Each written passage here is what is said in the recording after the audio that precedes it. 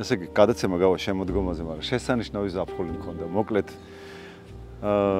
ამ შესანიშნავი სამეულიდან ეკა არ ჩამიწერია წელს მხოლოდ, იმიტომ რომ ქალბატონიდან ჩავწერე და ნახეთ გადაცემა და ამჟამად გადაცემაში სტუმრად მეყოლება უკვე აბსოლუტურად სხვა სტატუსით, დედის სტატუსით, ნატალია ქუთათელაძე, უმშვენიერესი ადამიანი, ულამაზესი გოგო და ძალიან მიხარია რომ დღეს ჩვენ საუბარს მოისმენ. ვარაუდობ რომ წამძლებს სული და მთელი გადაცემის მანძილზე ველაპარაკები იმაზე თუ რას გრძნობს რომ უკვე არის დედა და რას აკეთებს იმისთვის რომ გაუმკლავდეს ძალიან ცელკ ბავშვს. დაგველოდეთ.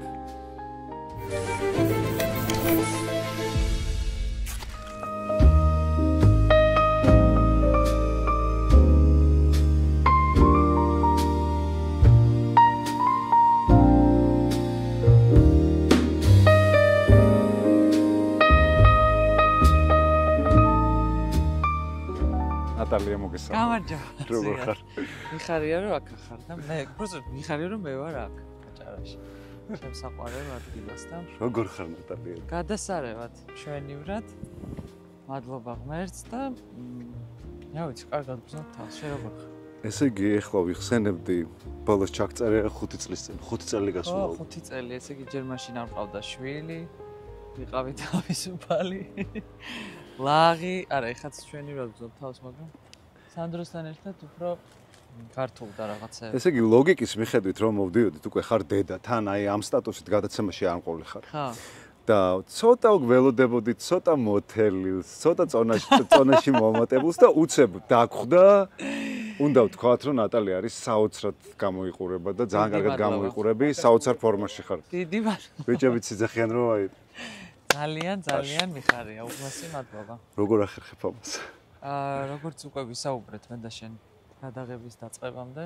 დიახ. საოცრად გამიტაცა იოგამ.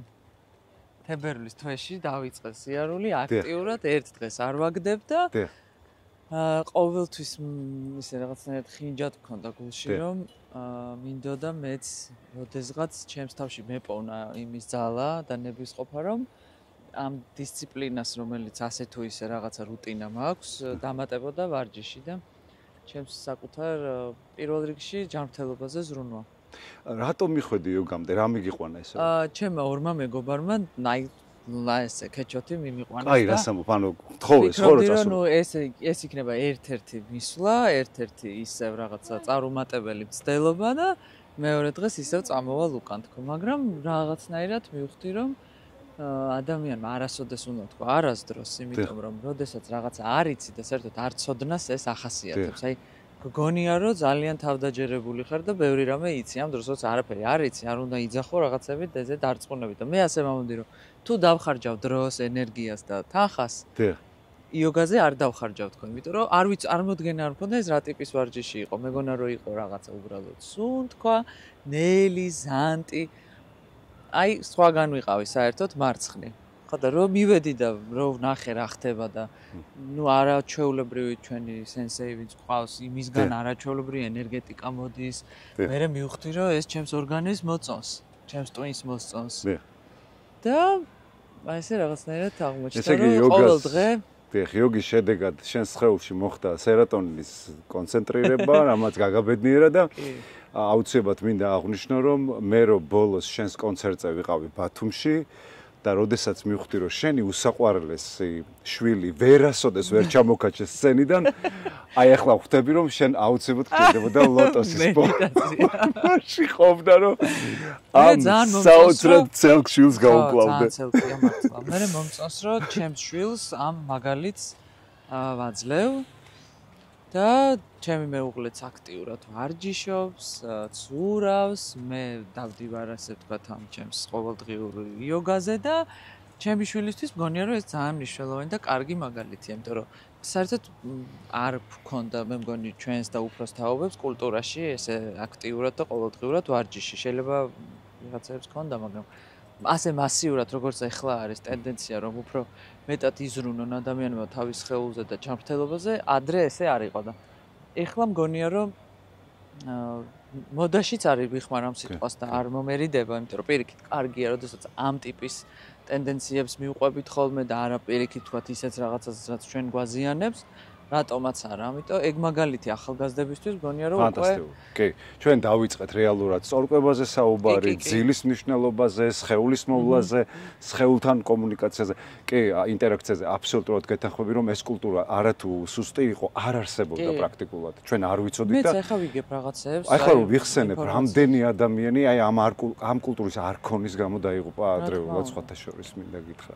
კი და ზოგადად აი აისახება ჩვენს გარემოზე, ყოველდღიურობაზე, იმ საშინელ რაღაცა არანორმალურ, არაჯანსაღ ცხოვრებაზე ეს, არ ვიცი, გულისხმობ დამოკიდებულებებს, ის ბევრი მავნე და ცუდი ჩვევა, რომელიც მართლა დაღუპა თაობები ჩვენს ქვეყანაში და ნუ საერთოდ რეგიონში, ალბათ ძალიან მინდა მჯეროდეს, რომ იქნება იმის საწინდარი, რომ აი დღეს უკვე რაღაცნაირად სხვანაირად ვიწყებთ საერთოდ ცხოვრებაზე აღქმას და ყოველდღიურობაზე და ჩვენს ჯანმრთელობაზე და რა თქმა უნდა ვთქვათ ხელოვნური ინტელექტის ესე იგი ჩემი ყოველდღიურობა აი დაწყებული ეხლა ჭამ ამას რამდენად ეს რაღაცა ეხლა აი აბსოლუტურად ყველაფერი ხელმისაწვდომია შეიძლება ექიმებიც ვიძახიან რომ ხელოვნური ინტელექტს კითხეთ რასაკვირველია ეხლა პირდაპირ ახანდახან ანალიზებს როდესაც მომდის ლაბორატორიიდან პირდაპირ მას უგზავნი და ძალიან ესეთ მე ვთვლი რომ ბევრ საშუალო ექიმზე კარგ პასუხს ძემს.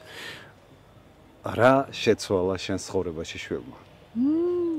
დავიწყოთ. სანდრო ყველაფერი შეცვალა. სანდრო რომელსაც ზრდის დიდი ნანი ბრეგვაძე. ხო, ნანი. უსაყვარლესი და ყველაზე ჯანმრთელი ქალი ეკა მამალაძე და ულამაზესი ნატალია. აგერ ჩამოთხოვე. ხო, მაგრამ სხვაებიც ზრდიან მარტო ნანი და ეკაც არა. ხო, მე ესე ამათ ვიცნო. ესე იგი ჩვენს ოჯახში ესე დალაგდა რომ სანდროს ვზრდით მე და მისი მამიკო და ყველა გვეხმარება. ხო, ეს ძალიან ნორმალური დამოკიდებულებაა. აი ძალიან გვეხმარებიან.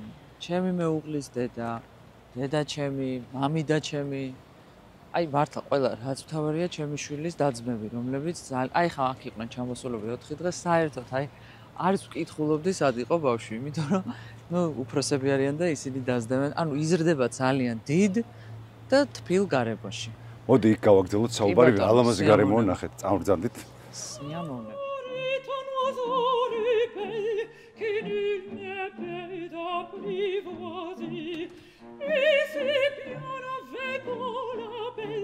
Si lui convient de refuser, rien à souffrir, l'on parle bien d'autricité.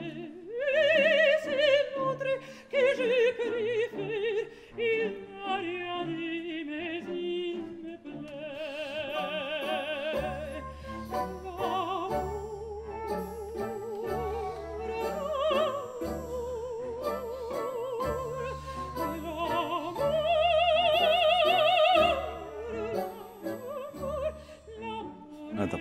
ბატონო ბავშვზე გეკითხებოდი და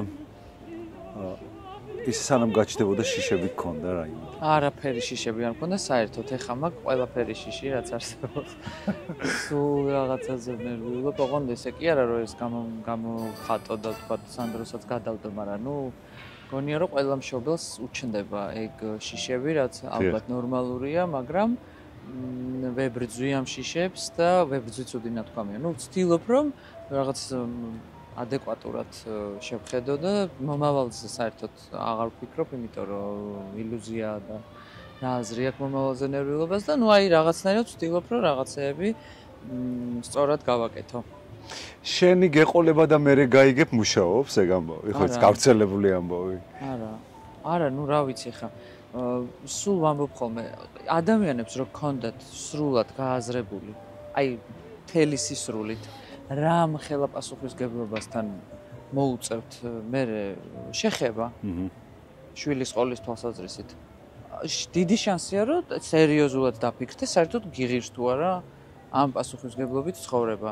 დავანებოთ თავი იმას, რომ დიდი სიხარულია, ბედნიერება ის არის რაღაც, მაგრამ ნუ იმ ხელა თუ ოღონდ ახლა რა თქმა უნდა აღიქვამ, რომ საპასუხისგებლო ამბავია თორე.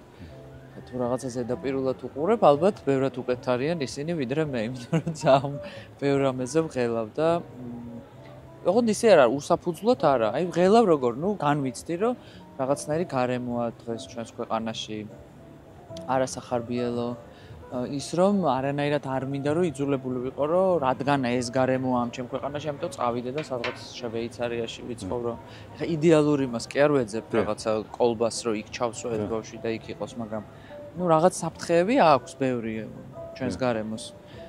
რაღაცა იცით როგორ დეტალებზე რაღაცა რას ვჭამთ, რა პროდუქტი გვაქვს, რას ვსუნთქავთ რაღაცა. აი ესეთი რაღაცეებზე რომ უბრალოდ იყოს, ხო, რაღაცა ჯანმრთელი იყოს, საღათ აზროვნებდეს.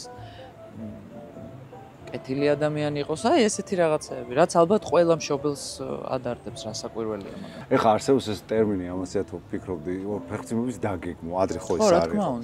მაგრამ შენ რით ხემძღვანელობ ხოლმე, იმიტომ რომ შვილია, ახალი სულია, ახალი ორგანიზმია, სხვა არის და რაც ამიტომ შენ იყოს მაინც ცალკეა ის და რამდენად ხო და თან რაღაცაებრივ ამ სააღმძდელო პროცესში მაქსიმალურად უნდა ეცადო ალბათ რომ დამოუკიდებლობისკენ უბიძგო რაღაცები თავის და ჰიპერმზრუნველობაში არ დაარჩო ადამიანი ხო რომელიც მე კონტროლში გადადის. დიახ.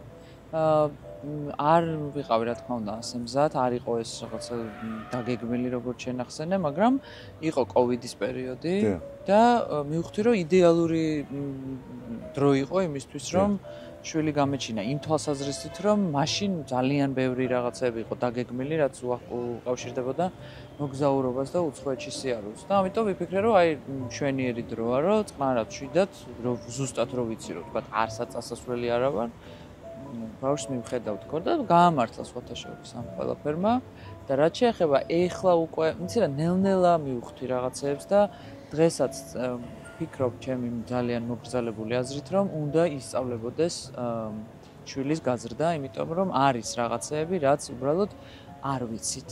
დიახ. არ იცოდნენ ჩვენმა მშობლების თაობამ და არ იცოდნენ მათმა მშობლების თაობამ. ყველას უყვარს თავის შვილი, ყველა მშობელს უნდა საუკეთესო თავის შვილისთვის და ყველას პირველ რიგში აქვს განზრახვა, რომ მას რაღაცა კარგი გაუკეთოს, ხო? ყველა მშობელს ახლა არავინ არ ფიქრობს, რომ ვიღაცამ უნდა დააზიანოს თავის შვილს. იდეაში, როგორც ყველას უნდა საქართველოს დამოუკიდებლობა, ასევე ყველა მშობელს უნდა ერთი შეხედვით, ყველას უნდა საკუთარი შვილი იყოს ბედნიერი და ამას უნდა ცოდნა. გადასარევი სიტყვა ახსენე, აი ეს ჰიპერმზრუნველობა, რომელიც მე გადადის ზუსტად ამ კონტროლში, რომელიც მერე უკვე ძალიან სერიოზულ დამაზიანებელ შედეგებს იძლევა განსაკუთრებით ვფიქრობ მამაკაცებში. აი. მაკედან გამომდინარე და მე რახან ბიჭი ყავს უფრო ამიტომ უსვა მამას ხას და იმიტომ არა რომ ვიღაცა უკაცრავად. ბიჭები მე ვფიქრობ რომ ბევრად ცუდია მამაკაცები, თუმცა რაღაც ტენდენციაც და ალბათ სტატისტიკაც არსებობს რომ უფრო ყოჩაღობენ ქართველი ქალები ვიდრე მამაკაცები სამწუხაროდ. არ ვიცი ხა ამას მე ხელს ვერ მოვაწერ რა თქმა უნდა ციფრებით, მაგრამ ნუ რასაც ვუყურებ ჩემს გარშემო ყოველ შემთხვევაში ასეა. ხო და ძალიან გამიმართლა რომ ყავს არაჩვეულებრივი პედიატრი, ყავს ძალიან კარგი მეგობრები, რომლებსაც უკვე აქვთ გამოცდილება შვილებთან ურთიერთობის, ძალიან კარგი ფსიქოლოგი, ფანტასტიკური ბაღი. და ახლა ცოტა შენს თუ გადაშლი რაღაცა ორ წიგნს წაიკითხავ, თუ ამ ხალხს მოусმენ და გაითვალისწინებ რჩევებს, მე მართლა ხა ამ ინტერნეტის სფეროში მთელი ჩემი ყველა სოციალური ქსელის ალგორითმი უკვე ცოტა დავიღალე არის აი მხოლოდ იმაზე როგორ რაღაცა ბავშვებთან ურთიერთობა ის ესექენი ის რაც ისე თან სოციალურ ქსელში ხო იცი რა ხდება ერთხელ რომ დაინტერესდები ინფორმაციით მე იმას მოგა ალგორითმა ზუსტად იცის რა უნდა მას მიქნას მაჩვენოს და რა თქმა უნდა ამ ყველაფერს ვითვალისწინებ და ძალიან მადლობელი ვარ რომ რაღაცეებს ალბათ უკვე რაღაც საფრთხეებს უკვე ავწდი იმიტომ რომ 3 წლის არის სანდრო და რაღაცა ყველაზე როგორც ამბობენ ყველაზე ესეთი კრიტიკული და მნიშვნელოვანი პერიოდია დაბადებიდან ხა საერთოდ ამბობენ რომ ჩაასახვის პროცესი ძალიან მნიშვნელოვანია და საერთოდ განწყობა და რაღაც რა თქმა უნდა მაგრამ მიხარია რომ რაღაცები არ ამაქვს გამოტოვებული და უკვე ასე თუ ისე ვფიქრობ და ღმერთო გთხოვ რომ არ მიმტყუნო უკვე სწორ მასზე ვდგავარ. როგორი ბები არის ეკა? ჩემი მეგობარი და უსაყვარლესი ეკა. ეკა უსაყვარლესი ბებია მართლა და მგონია რომ ძალიან სწორად იქცევა და ეს არ არის როგორ გითხრა მიზანმიმართული. უბრალოდ ესეთია ეკა, ესეთი ხასიათი აქვს. აი არაფერზე არ უჩიჩინებს, არაფერზე არ არ ახვევს თავს საკუთარ თავს სანდროს. და ეს ძალიან მოწონს სანდროს, იმიტომ რომ რაღაცნაირი ჰარმონიული და მშვიდი და ესეთი ლაღი და სასიამოვნო ურთიერთობა აქვს. აი, ეგ არ არის ისეთი ბებია და არც ისეთი დედა იყო, რომ რაღაცა დაგაძალოს და აი ფორსირებულად რაღაცა გაგაკეთებინოს და ისე დაიჭიროს შენთან ურთიერთობა, რომ ეს უსიამოვნო იყოს პირიქით. და სასიამოვნოა მასთან ურთიერთობა. ამასაც სრულიად შემთხვევით სოციალურ ქსელში გადავაწყდი ეკას ერთ-ერთ ინტერვიუს ერთ-ერთ ნაციონალურ არხზე და მე დედაჩემს ვეუბნებოდი, რომ ეკა არის უიშვიათესი გამონაკლისი და მე მგონია მენტალურად საოცრად ჯანმრთელი ადამიანია. ეხლა რო ახსენე, ეს ყოველგვარი ფამილიარობის და გადაჭარბების გარეშე ცოტა გამიკვირდა კიდეც და ხათაშორის მე და შენ არ გვისაუბრია, როგორი დედა არის, როგორი დედა იყო საერთოდ ეკა და როგორი არის. აი როგორი ხას, რა ვიცი, მგონია რომ კარგად იცნობ ეკას იმისთვის, რომ დაახლოებითი წარმოდგენა გქონდეს როგორია. ხო, ეს მე ვიცი, მაგრამ მაინც მინდა რომ გავაჟღერო. რატო ამბობ იცი ამას, გამიჭირდება ესე რაღაცნაირად ჩამოყალიბება, იმიტომ რომ აი როგორიც არის. ხო. აი როგორიც ყველა მიცით, როგორი არის, ხო, რაღაცნაირი რბილი, ძალიან გაწონასწორებული, ძალიან მშვიდი. ეს იმას კი არ შეავს, რომ ემოციები არ აქვს და რაღაცა სტერილური ადამიანია. უბრალოდ აი მართალი ხარ მენტალურად მაინც ძალიან ეკაც სწორი გაზრდილია და იმიტომ. ეკა არ არის ისტერიული ადამიანი. ეს უკვე ნიშნავს ძალიან ბევრს. ხო, რა თქმა უნდა, ძალიან ბევრი რაღაც არ მოწონს ჩემი, ძალიან ბევრს მაკრიტიკებს. რა თქმა უნდა, უფრო ჩემი, ესე ვთქვათ, გულშემატკივარია, ვიდრე მაკრიტიკებელი, მაგრამ მაინც ვიცი, ეგეც იმისგან მოზდის, რომ ვთქვათ, უნდა ჩემთვის მართლა რაღაცა საუკეთესო და ემეტება ჩემთვის საუკეთესო, მაგრამ ნუ ეს კიდე ცალკე თემა. აი, უფრო ბავშვობას რო დავუბრუნდე, არ მახსოვს, როდესმე დედაჩემისგან აი რაღაცა ტკენა, რამე წყენა, როდესმე ვთქვათ, აი მისი არარსებობა ფიზიკურად კი არა, აი მესმის. რაღაცა კი, ძალიან მნიშვნელოვანი ფაქტორია. ჩემი მეგობარია. ოღონდ ამას არ ვამბობ ისე აი ბანალური გაგებით რა, აი არ არსებობს ერთ საათი გავიდეს და არ დაურეკო. იმიტომ კი არა რომ მე მასე დამოკიდებული ვარ და ვთქვათ დედიკოთ რა, აი უბრალოდ რა მსიამოვნებს, რაღაცნაირი თერაპიაა ეკასთან ურთიერთობა ჩემთვის. რატო რა ხდება შენს კარიერაში, შენს პროფესიაში? კარიერაში არის საკმაოდ ისეთი მდორე სიტუაცია. და მგონია რომ ეგ გამომდინარეობს. ეს ნაწილობრივი სტაგნაცია მის გამო რომ შვილი ყავს, მე მგონი ნორმალურია. იცი რა, რაღაცა ეტაპი მოვიდა ჩემ ცხოვრებაში, ეკა ეხა ამას რომ მოვსმეს, ალბათ თავს მოიკლავს და მეც მაყოლებს ზედ, იმიტომ რომ ვერ ეგუება, რომ მე არავარ ჩემოდნებზე არ ვზივარ და არ დავქრივარ აქეთ-იქით, რაც ნუ გასაგებია, მაგრამ ხო იცი რომ დადგება ეგ დრო მაინც.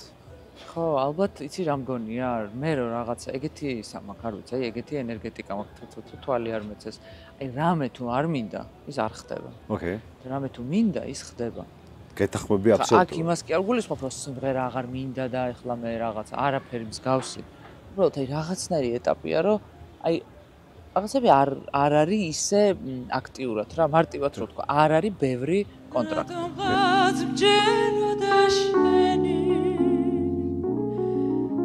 მე მაინც ყველაფრის ჯეროდა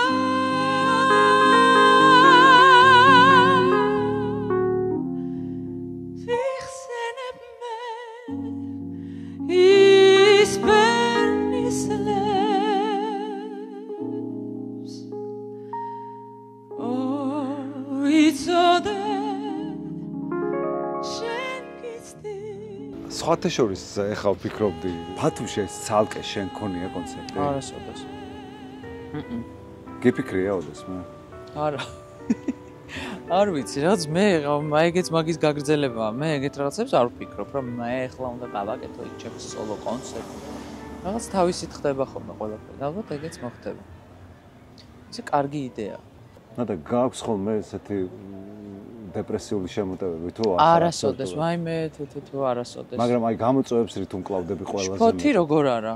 ისეთი, აი უფრო იცი როდის გრძნობ ხოლმე, აი ძალიან რომ დავიღლები ფიზიკურად, აი უფრო პატარა ბავშვი ვისაც ხავს ისინი გამიგებენ.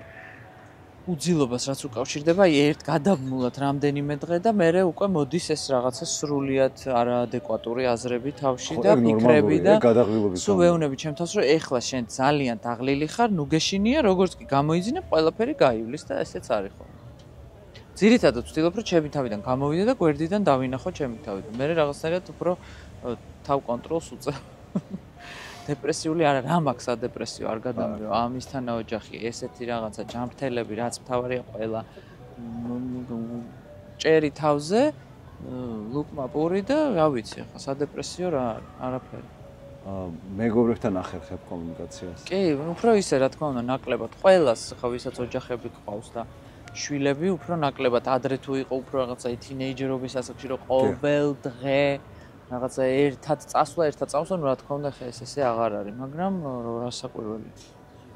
რა თქმა უნდა, აბა მეგობრების გარეშე არც ვიცი საერთოდ რა როგორ შეიძლება რომ ადამიანი იყო.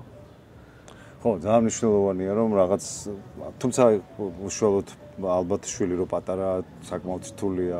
ძალიან რთული კი არა, იცვლება რეჟიმი აბსოლუტურად. თითქმის შეუძლებელი. აი, იცი როგორ ავარ, უნდა დავგეგმო წინასწარ, უნდა შევუთანხმდე ჩემს მეუღლეს რომ ხომ დაიტოვებ შენ სანდროს რომ მე თქვა წავიდე, ანუ რაღაცა შეთანხმებული დაგეგმილი, ანუ სპონტანურად უცებ სადღაც გავედი და ბაღი ძალიან დამეხმარა მაგ თვალსაზრისით, რომ ბაღში რო დაიწყო სიარული უკვე რაღაცა აი ჩემთვის დრო გამიჩნდა და ის პერიოდი რა თქმა უნდა შემთავს მე თვითონ ესე ვთქვა მეუღლე ჩართულია ძალიან რას ფიქრობ რეალურად ეს სტერეოტიპი გადალახულია ხო მამები არიან ჩართული კი მე მგონი ეხა უკვე მართლა მაგაზე ეხა ვეღარ ვიტყვით ვერაფერს ეხა არ ვიცი სადღაც რაღაც ოჯახებში ალბათ ჯერ კიდევ არის ეს დარჩენილი მაგრამ სრული სურათი სხვაა მაინც მაგრამ დღეს უკვე მგონია რომ მაგაზე საუბარი უკვე უხერხულიც არის რას ქვია ეხა მარტო დედისა მარტო ჩემია ეს შვილი როგორც ჩემია ისე მისია და ვინაწილებთ და ერთხელ მახსოვს მე კი არ მეხმარება.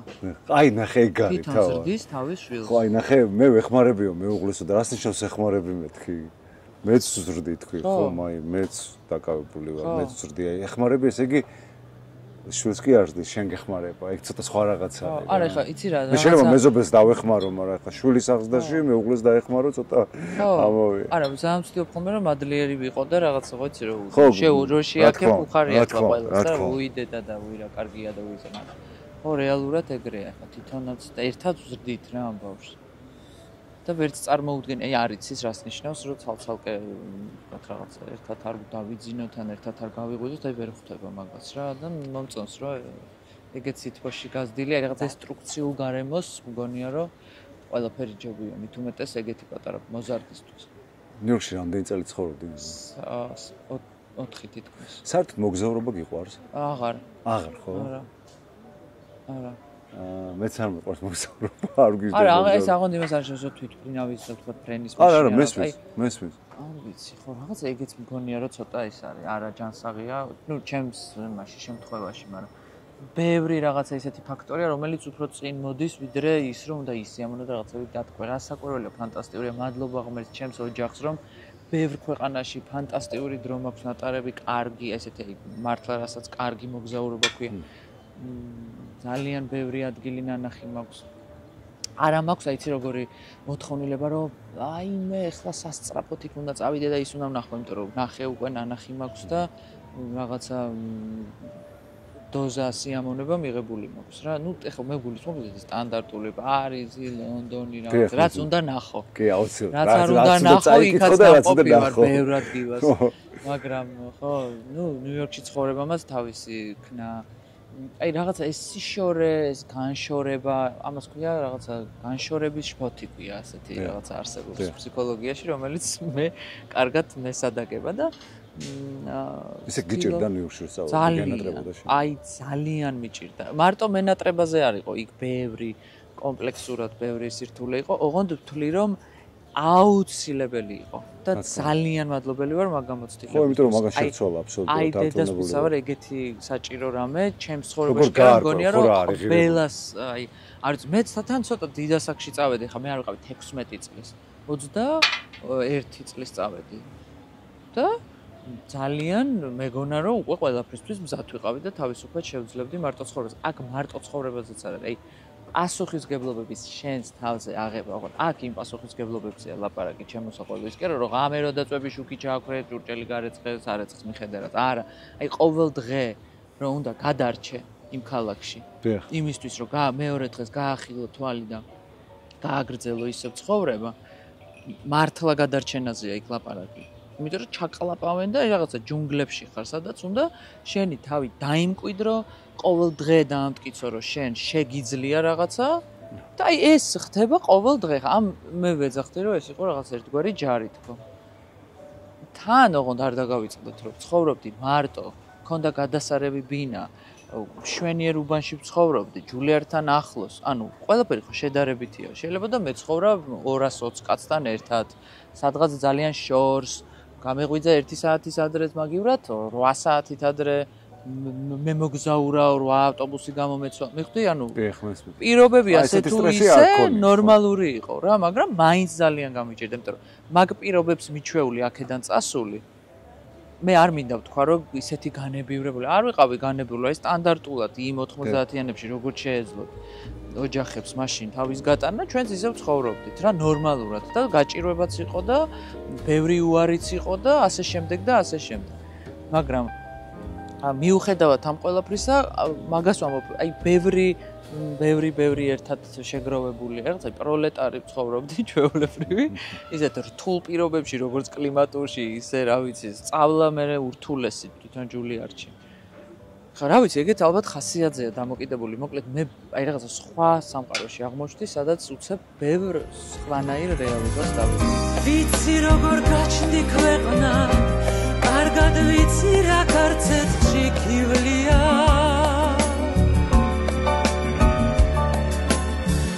ისიც ვიცი ჯვარზე გაგრუს, რომ არ დაგიჩივლია.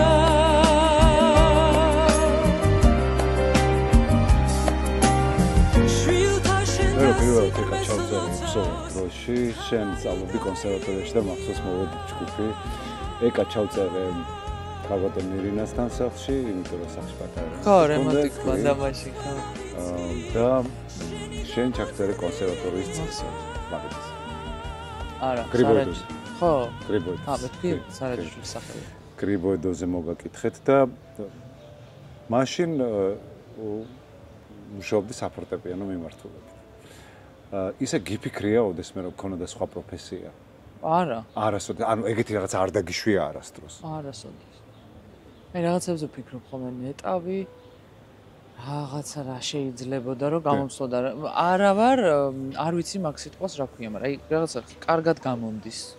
რაღაცას რომ მომცემ, არ მივარდება ხელიდან. ანუ რაღაცა ხელობა შეიძლებოდა გამომცლოდა. აი სუფთა ხელობის თვალსაზრისით, რასაც აქ არ ვიცი ხო, ტექნიკური საგნები ძალიან მიჭირდა. უფრო სწორედ კი არ, მე რა ვფიქრობ, ვიცი რომ კი არ მიტყავს ეკას, კი არ საყვედურობდი ისე უთხარი რა, რომ აი საფორტეპიანოზე რომ სწავლობდი და ეს ესე იყო და რაღაც მხრივ ეხლაც ესეა.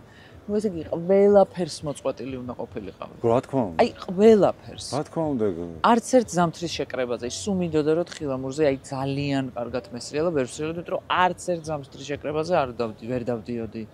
ну აი ყველაფერს ვიყავი გამოკლე ჩოგბურთი მინდოდა აი გიჟდებოდი ისე მინდოდა მაგრამ იმიტომ რომ უკრავდი მაჯის გამო რაღაც არ შეიძლებოდა კაი ჩოგბურთელი იქნებოდა ნატალია ხო მეც ესე მგონია აი სპორტი იმიტომ არ იყო ჩემ ცხოვრებაში სპორტი აქტიური იმიტომ რომ უნდა სულ დამეკრა მეკრა ინსტრუმენტთან ყოფილიყო და არ მგონია ეგ სულად ნორმალური ყველაზე მეტად რაც უნდა საღვთელო პროცესში შვილს უნდა მისცე ბიჭს ეს არის დამოუკიდებლობის ხარისხი და დამოუკიდებლობის ხარისხში შედის რა თავისით გარიცხოს ჭურჭელი და საკუთარი ოთახი თვითონ მოაწესრიგოს ეს განაპირობებს სწორედაც მასში მამაკაცურ პასუხისგებლობას მამაკაცურ პასუხისგებლობას ისე კი არა რომ ცალკე ფენომენია ეს არა უბრალოდ გაიზრდება სრულფასოვანი ადამიანი აბსოლუტურად გეთა და ეს ეს პრინციპები მუშაობს შენზე აქცევამ დეტალებს ყურადღებას ძალიან დიდი დრო დავხარჯე იმაზე ფიქში ეხლა იმას კი არა რაღაცა ახალი ის მოვიგონეთ გამოსავალი მაგრამ აი სულ დღემდე სულ ფიქრობ აი განსაკუთრებით იცი რომ მშობლებს უყურებ ვინც წარმატებული შვილები კი არ გაზარდა აი ვისაც წარმატებაც ესეთი გაგება ვისთვის რა არის მაგრამ აი რაღაც არის შემდგარი თავისგან გაქცევა რო არ უნდათ ნაკლები კომპლექსებით ბედნიერ. აი ეგეთ მშობლებს უფრო უყურებ, ვის რა შეეშალენ, რომ ეგ მაინტერესებს, აი სად არის რაღაცა მთავარი შეცდომა, რომელსაც ვერ ხვდებოდნენ თქვათ ეს მშობლები და იმიტომაც თქვათ მერე გამოვიდნენ ეს ბიჭები რაღაცა გზააბნეულები. ეგ, აი მაგასაკიდან, აი მაგ ზუსტად, აი რასაც ახლა შენ ამბობ. დიახ. შენ თავს შენ თვითონ უნდა მიხედო. კი, აუცილებლად. შენი ლოგინით შენ მიალაგო, მაგრამ ეს ჩვევები იმიტომ რომ ეს არის პრაქტიკული როგორც კბილის ხეხვას ასწავლი, ხო? აუცილებლად ჰიგიენის პროცესი. რაღაცა ისა, ესა. ეს არის პრაქტიკული სამუშაოები იმისთვის, რომ საბოლოო ჯამში მოახდინოს დედამ და შვილმა ერთმანეთთან სეპარაცია. დღეს ვკითხულობდი და ორი ტიპის აგრესია არსებობს, როდესაც სამწუხაროდ ამ ქართული მიკედლებულობის გამო ვერ ახდენენ მშობლების სეპარაციას შვილებთან და შვილები მშობლებთან. პირველი არის მშობლის მიმართ აგრესია, ეს ემართება ძლიერ ადამიანებს და ძალიან აწვალებენ მე მოგვიანებით ასაკი მშობლებს და მეორე არის სუსტების უფრო საკუთარი თავის განადგურება, იმიტომ რომ ავნოს მშობელს. ორი ტიპის აგრესიაა ჩართული. მეც როგორ არის, მეც ჩავალ და თქვენს ჩაგიყოლებთ. კი, ეგ არის. ამიტომ მე გისურვებ, რომ შენ სულ ამ ნოტაზე იყო ფანტასტიკური ადამიანი ხარ, ძალიან საყვარელი ხარ და ძალიან დიდი მადლობა, რომ დღეს ჩემთან იყავი სტუმრად. ძალიან სასიამოვნო იყო. და მე დარწმუნებული ვარ, რომ შენი შვილი იქნება ბედნიერი. მე ძალიან მეამაყება შენთან მეგობრობა. მადლობა ძალიან დიდი ჩემ მე ძალიან. ჩვენ ძალიან დიდ პატივს გცემთ, ძალიან უწონ ხარ. მადლობა ძალიან. და შესაბამისად, რა თქმა უნდა, მინდა რომ იყო ძალიან კარგი. დღეს შენ ჩემთან იყავი მაინც დედის სტატუსით სტუმრად, იმიტომ რომ ეგ არის უმნიშვნელოვანი სტატუსი შენ ცხოვრებაში და მე რო გისმენდი შენ, გამიგდელდა საუბარი, ყველა თემები დახურული გაქვს ამ ეტაპზე და ძალიან მაგარი გოგო ხარ ამას რო ვაკეთებ. აი რომ საუბრობ გონია რომ მადლობა ძალიან ძილი და ბედნიერი. შემოიხსნის სცენის ლების რიგებს სიამოვა და შეწყდება სიმართლეს გაუძელი გულა გაზაფხულზე სიყვარული მოვა შემოიხსნის სცენის ლების რიგებს მზე ამოვა და შეწყდება სიმართლეს გაუძელი გულა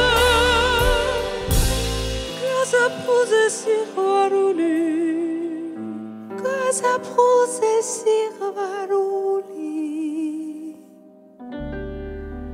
ცოტა კიდევ მოითმინე